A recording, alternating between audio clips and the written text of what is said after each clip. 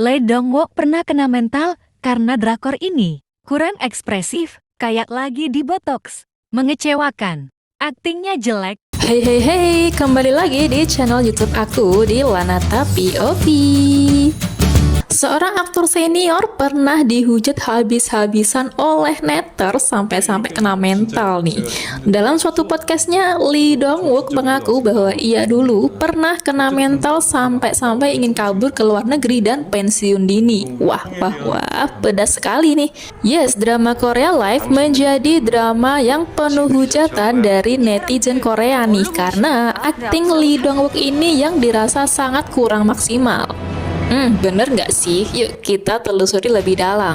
Drama Live tayang pada tahun 2018 yang dibintangi oleh Lee Dong-wook berperan sebagai Ye Jin-woo, dokter UGD, Won Jina berperan sebagai Lee No-eul, dokter departemen pediatri, lalu ada Lee Kyu-hyung sebagai Ye Sun-woo, pegawai lembaga asuransi kesehatan, dan dia adalah adik Ye Jin-woo yang lumpuh akibat dari kecelakaan di masa kecil.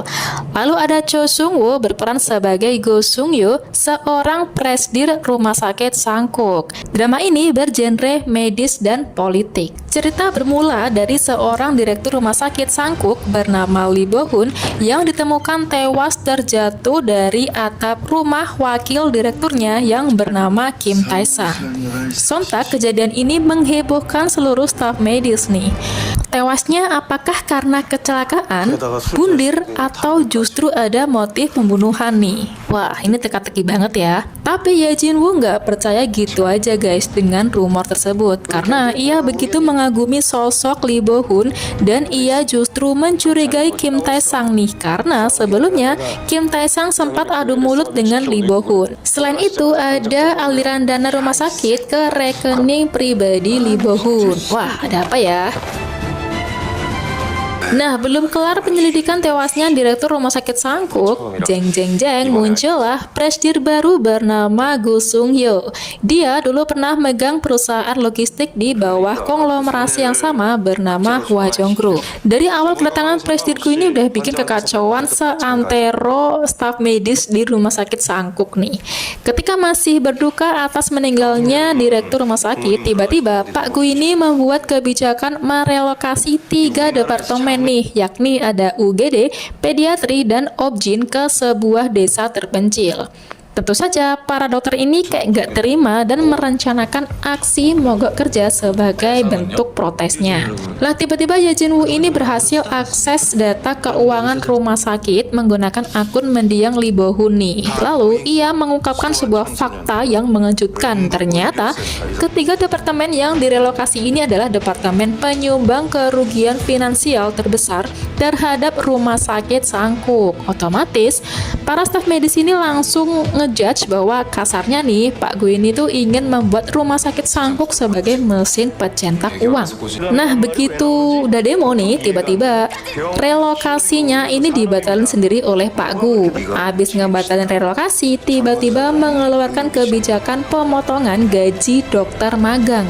Tapi aksinya ini kayak nggak berhenti di situ guys. Demi meningkatkan keuntungan, Pak Gu ini membuat kebijakan baru yang juga tak kalah mencengangkan, yakni penghapusan seluruh pengobatan asuransi supaya pasien ini langsung bayar full tanpa harus mengurus klaim asuransi. Yang kedua adalah membuat suplai obat dan vitamin mahal, walaupun sebenarnya ini tuh kayak nggak penting-penting amat gitu. Tapi para dokter ini diminta untuk memperjualkan vitamin mahal ke pasien. Yang ketiga adalah membuat rumah duka, karena budaya Korea ini prosesi pemakaman sangat menentukan status sosial keluarganya. Membangun klinik hewan, karena tentu saja hewan kan nggak ada asuransinya. Nah, semua kebijakan itu dibuat untuk mendulang uang dan menutup kerugian finansial rumah sakit. Kelicikan Pak Gu ini membuat para staf medis ingin menggulingkan kekuasaannya. Memang sejak awal hubungan presdir dan para staf ini tuh emang nggak pernah akur, kecuali satu dokter aja nih, yakni Lee No-eul, seorang dokter dari pediatri yang satu-satunya mendukung kebijakan Presdirgu sepenuhnya. Setelah huru-hara relokasi berakhir, kini staf medis digadukan dengan kekosongan kursi direktur yang sebelumnya dijabat oleh mendiang Lee Bo-hun. Nah, di sini muncullah 4 kandidat utama, yakni ada Kim Tae-sang, wakil direktur dan kepala dokter bedah ortopedi yang mendapat penghargaan telah mengoperasi 5.600 penggantian sendi artifisial dalam setahun. Kayak sangat-sangat di luar Nurul ya. Yang kedua adalah Dr. Oh Se-wa, dokter kepala bagian bedah saraf. Yang ketiga adalah Lee Sang-yeop, kepala dokter pusat kanker. Tentu ada juga kandidat-kandidat dari kepala departemen lain ya. Tak berjalan mulus, satu persatu kebusukan kandidat ini terungkap menjelang pemilihan direktur. Dan Ye Jin-woo berperan dalam pelaporan kasus Kim Tae-sang nih. Wakil Direktur Kim Tae-sang menjadi sorotan lembaga semacam lembaga penyelidikan asuransi kesehatan gitu. Intinya ada sebuah lembaga yang bertugas menyelidiki dan menampung pengaduan para pasien. Nah, lembaga ini tempat Son-woo bekerja. Betul banget, dia adalah adik dari Ye Jin-woo. Son-woo mendapat pengaduan bahwa Kim Tae-sang ini sudah sering melakukan operasi sendi yang sebenarnya ini tidak perlu. Dengan kata lain, sebenarnya pasien ini nggak perlu dioperasi, tapi dibalik jubah dokternya, yaitu kayak mendoktrin pasien seolah-olah kayak kamu tuh harus dioperasi gitu. Nah, selain itu, ia juga ketahuan melakukan operasi menggunakan kayak semacam robot gitu, yang membuat ia bisa mengoperasi 2 pasien di waktu bersamaan. Tentu ini merupakan sebuah pelanggaran karena operasi tidak dilakukan oleh dokter yang berizin. Pantes ya, ia mendapat gelar operasi 5.600 sendi artifisial dalam setahun, yang dirasa ini kayak agak-agak mustahil ya. Ya, karena atas kasusnya tersebut, Kim Tae-sang ini diskors dan terancam dipecat oleh Pak Gu ya, selaku presiden direktur rumah sakit. Nah, yang kedua adalah kasus malpraktik unit divisi kanker yang membuat pasien meninggal dunia. Di sini, dokter dituduh telah melakukan pembunuhan terhadap pasien karena adanya salah obat. Tersingkirnya 2 kandidat, muncullah dokter dari kepala bedah kardiotoraks yang bernama Ju Kyung-moon. Satu-satunya yang bukan alumni Universitas Sankuk dan tidak memiliki catatan buruk. Namun salah satu kelemahannya untuk menjadi direktur adalah karena ia bukan alumni dari Universitas Sankuk. Namun atas bujukan dari Ye Jin-woo dan stafnya, akhirnya Dr. Ju bersedia mengikuti pemilihan direktur. Begitu juga Dr. Oh Se-wa yang tidak memiliki catatan buruk, tapi karakternya ini agak ambisius gitu ya, dan kalau ngomong itu agak ngegas gitu loh. Nah, saat hari H pemilihan direktur, Oh Se-wa mendapat vote terbanyak dan menjabat sebagai direktur rumah sakit Sankuk. Sementara Dr. Ju mendapat suara terbanyak kedua, membuat ia menjabat sebagai wakil direktur. Belum lama ia menjabat sebagai direktur, muncul konflik tewasnya staf klinik kecantikan yang bernama Lee Jong-sun di Rumah Sakit Sankuk yang merupakan permainan politik kalangan pejabat nih. Lee Jong-sun ini tuh sebelumnya mengungkap penyelewengan dana yang dilakukan oleh istri Ketua Majelis Nasional yang sebenarnya dana itu dianggarkan untuk riset DNA, namun justru digunakan untuk kepentingan pribadi. Pasca dilakukan wawancara oleh seorang wartawan, justru identitasnya ini bocor gitu. Katanya terjadi pertengkaran antara Jong-sun dan wartawan karena identitasnya sebagai narasumber ini tuh bocor gitu. Lalu tiba-tiba Jong-sun ini tuh sudah dalam keadaan jatuh dengan cedera kepala. Lalu Pak Gu ini meminta Dr. Oh untuk memeriksa luka cedera kepala Jong-sun yang ternyata berdasarkan analisanya luka tersebut diakibatkan oleh trauma bedah tumpul yang hasilnya ini sengaja kayak menggiring opini publik seakan-akan wartawan tersebut telah membunuh informannya. Lalu yang jadi pertanyaan di sini adalah siapa sih yang sebenarnya memerintahkan Pak Gu dan siapa dalang di balik semua permainan ini? Rupa-rupanya yang memerintah Pak Gu di sini adalah Dirut Hwajong Group, yang intinya Hwajong Group ini tuh ada kayak keterkaitan bisnis dengan Ketua Majelis Nasional. Maka dari itu Dirut Hwajong ini meminta untuk membuat skenario pembunuhan dengan wartawan sebagai kambing hitamnya. Nah, disinilah peran Ye Jin-woo dan Dr. Ju menyarankan kepada keluarga mendiang untuk dilakukan otopsi karena di sini mereka tuh merasa ada kejanggalan gitu. Kekacauan terjadi pasca otopsi. Ternyata hasilnya ini berubah. Yang awalnya dikira terkena benda tumpul, ternyata sebenarnya ada penyakit stroke gitu. Jadi dengan hasil tersebut wartawan bersih dari tuduhan pembunuhan gitu. Akhirnya dengan hasil ini, Dirut Hwajong ini tentu marah besar ya, karena dari awal Dr. Oh ini sudah berjanji untuk tutup mulut, tapi malah mengungkap kebenarannya. Nah, dengan kejadian itu, Dr. Oh ini merasa kayak terancam. Begitu juga dengan Ye Jin-woo, Dr. Ju, Lee No-eul ya. Melihat para stafnya ini terancam, Pak Gu ini lalu mengambil suatu tindakan cepat, yakni memecat Ye Jin-woo, Dr. Ju, Lee No-eul, dan Dr. Oh. Yang adanya pemecatan ini justru disangka para staf medis ini mengira bahwa Pak Gu ini memecat pegawai dengan alasan pribadi, bukan alasan institusional. Makanya para staf medis ini mengajukan mosi pemecatan terhadap Presidir Gu. Staf medis lawan Presidir ya kalah sis gitu ya. Tapi waktu mereka diskusi, Pak Gu ini tuh kayak mencari-cari kesalahan para pegawainya gitu. Jadi ya wes lah, akhirnya para dokter sudah kalah telak dan mosinya ditolak karena selama ini Pak Gu dalam mengelola rumah sakit justru meningkatkan profit dan tidak ada penyelewengan kekuasaan. Meskipun mosi pemecatan Presidir Gu ini berakhir gagal, tapi nggak berhenti di situ guys.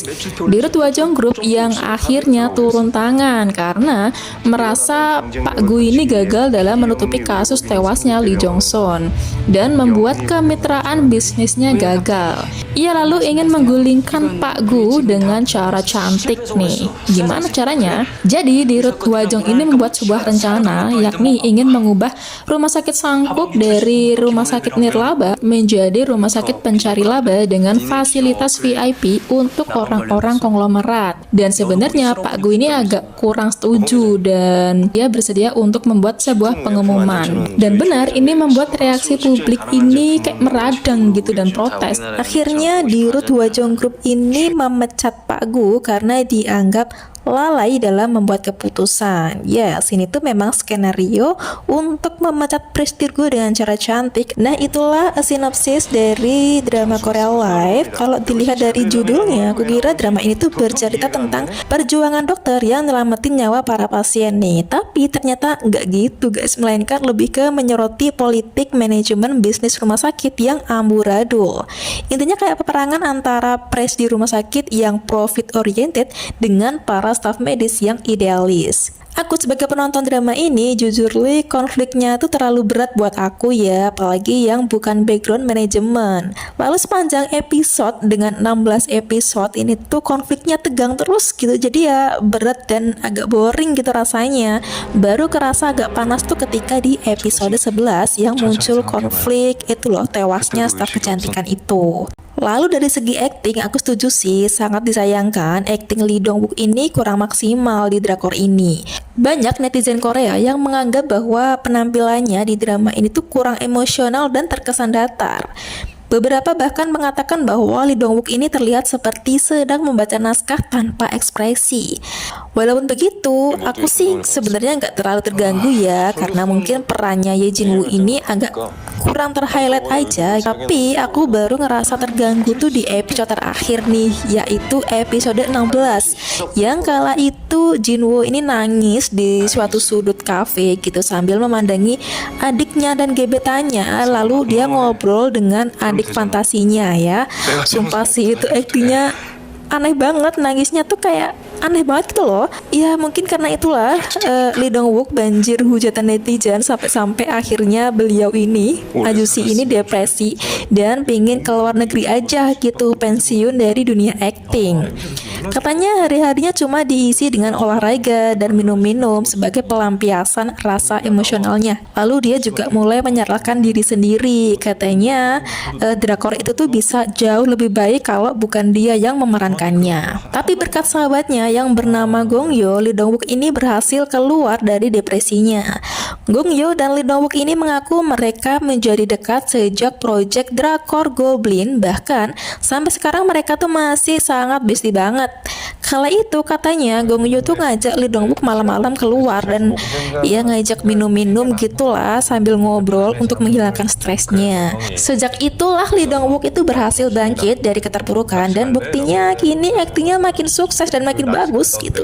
Bahkan perannya di drama A Shop for Killers yang ekspresinya datar banget kayak kanebo kering gitu tetap bagus kok, bagus banget malahan gitu. Terus justru aku juga terkesima dengan aktingnya Cho Sung Woo sebagai Pak Gu. Dia tuh ekspresinya lebih kompleks dan ekspresif banget gitu ketika jadi leader, jadi bawahan dirut atau peran di luar pekerjaannya. Aktingnya Sung Woo ini lebih menonjol dari aktingnya Lee Dong Wook. Aku juga setuju dengan para netter ya bahwa karakter Presdir Gu ini tuh sangat menarik karena ia tuh kayak nggak begitu idealis, realistis dan profit oriented.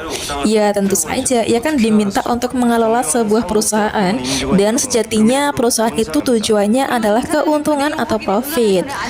Ya udah pecat yang nggak menguntungkan dan pertahankan bila menguntungkan. Ya mental bisnis banget. Aku sempat mengira karakter dari Pak Gu ini tuh sebagai sosok yang antagonis ya atau peran jahatnya gitu, tapi ternyata nggak gitu. Dan buktinya di akhir ketika Pak Gu ini sudah dipecat, dia tuh sempat memberikan beberapa nasihat kepada para petinggi Rumah Sakit Sangkuk untuk tetap menjaga Rumah Sakit Sangkuk ini menjadi rumah sakit yang terbesar di Korea. Wah, ternyata dia tuh baik banget, guys. Kemudian dari segi variasi cerita, menurut aku agak kurang mendalam ya, apalagi kasus tewasnya Lee Bo Hun di awal itu sampai akhir itu nggak diungkap kenapanya gitu. Terus apakah benar Kim Tae Sang sang pelakunya? Karena sempat Ye Jin Woo ini tuh kayak sempat marah besar sama Kim Tae Sang dan mencurigai beliau bahwa beliau ini ada sangkut pautnya dengan tewasnya Lee Bo Hun gitu. Konfliknya terlalu banyak dan cepat gantinya gitu. Konflik satu belum keluar, ganti konflik lagi. Lalu scene kehidupan pribadi Ye Jong Woo dan Son Woo di sini ya terkesan nanggung ya, kurang mendalam. Di sini menurut aku mungkin maunya sang penulis itu memberikan bumbu-bumbu haru, bumbu sedih gitu ya, karena kan Son Woo ini kan lumpuh gitu, tapi justru kayak terkesan nanggung gitu ya. Nah jadi itu aja, meskipun ada kritik terhadap acting Lee Dong Wook, drama live ini menurut aku masih layak untuk ditonton ya bagi orang-orang yang suka konspirasi. Oh ya satu lagi, menurut aku drama live ini tuh sebenarnya ada bagusnya, yakni aku sebagai penonton, sebagai orang awam ini jadi tahu bahwa begini loh keadaan rumah sakit jika dihandle oleh orang-orang yang toksik gitu, yang sangat-sangat money oriented dan mengesampingkan rasa kemanusiaan terhadap pasien. So gimana nih menurut kalian? Apakah kritik terhadap acting Lee Dong Wook ini memang beralasan atau mungkin kalian punya pendapat yang berbeda? Jangan lupa tuliskan di kolom komentar, oke? So itu aja sih review aku. Thank you yang sudah nonton video aku dari awal sampai akhir. Jangan lupa untuk like, share, dan subscribe untuk review drama Korea lainnya. Oke, see you in the next video. Bye-bye.